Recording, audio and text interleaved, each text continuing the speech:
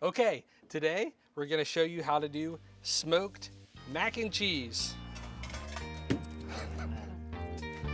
Catch.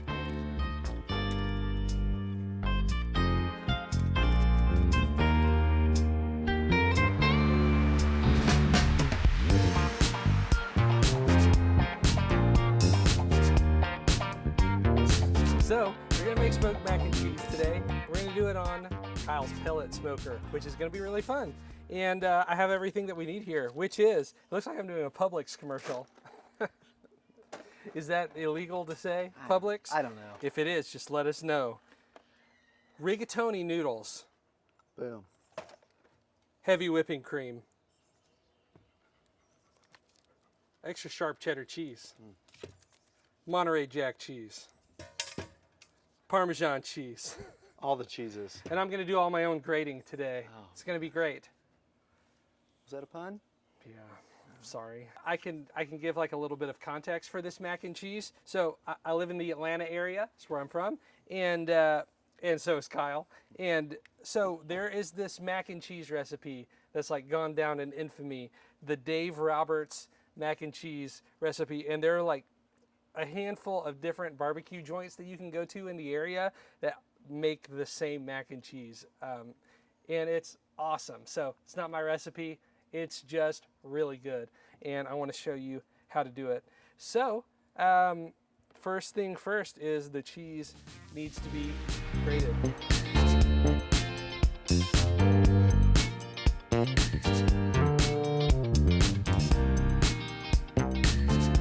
Okay, I don't think anybody wants to watch me boil some noodles, but I've got my rigatoni noodles here, and they are cooked to al dente, or maybe a little before al dente, because these things are gonna go on the smoker, and we don't want to have mushy noodles. So I've got my 1 pint of heavy cream that's going into my 1 pound of rigatoni. I'm gonna put it in the pot here, Just doing it. empty it out, and I'm gonna put about half of the cheese in. We're gonna save the other half for the top, and I'm gonna go ahead and just eyeball it and go for about half of the cheese. So this is our sharp cheddar, our Monterey Jack, and our Parmesan, which I really think the Parmesan is like the secret weapon.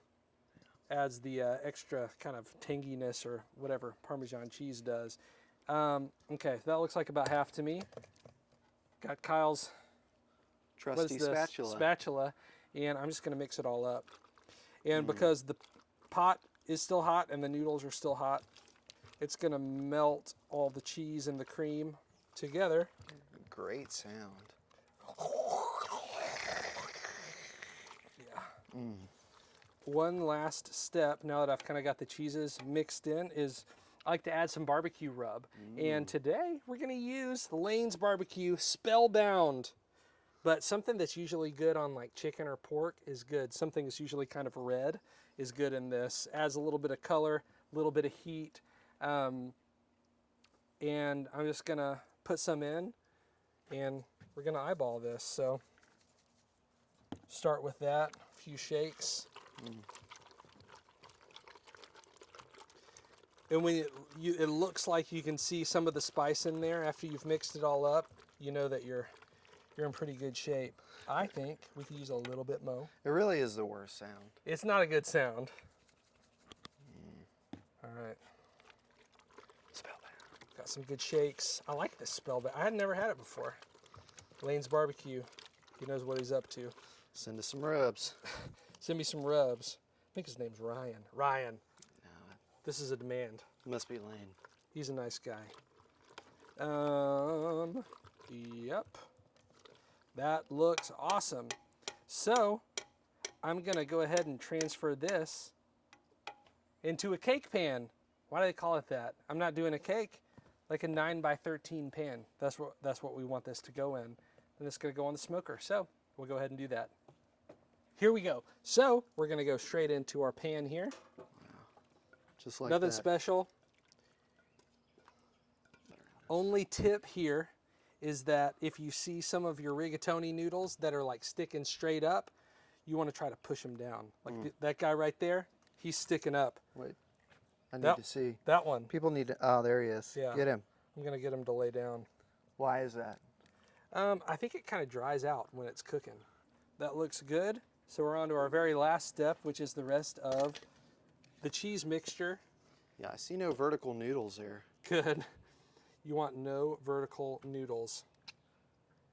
And I just want to try to cover the top of it so all this cheese can kind of melt down over the top, brown up a little bit. This is going to be good. That looks really good to me. So we're done, and we're ready to go on the smoker with this. Can I just follow you over there? Yes. Yeah. Oh my Here god. we go. Follow me over to Kyle's smoker.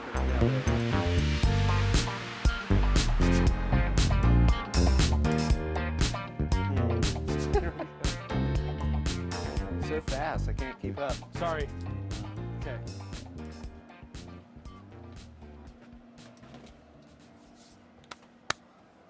Look at this. So we're at 350 degrees. You can do this in the oven inside if you need to, but it's gonna taste good out here. So 350, indirect heat. Go ahead and slide this bad boy on. Shut it. We're gonna check on it in about 20 minutes. Skadoosh. Skadoosh.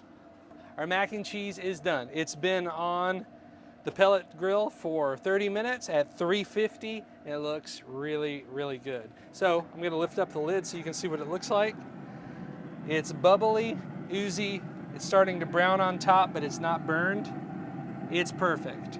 So, if it's okay with you, I'm gonna pull it off. It's okay. Okay. All right, can I set it right here? Yeah. All right, so this mac and cheese is done. It looks awesome. It's bubbling, it's browning on top a little bit, and it's gonna be very, very hot. But I'm gonna show you what it looks like. We'll kind of pull out a little scoop here and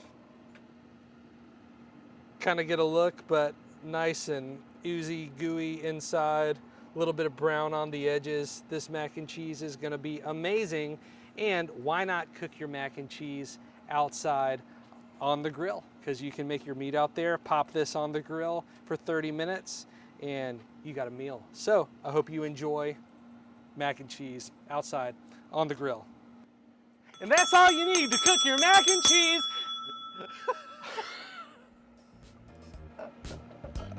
I broke it. I didn't mean to. It broke.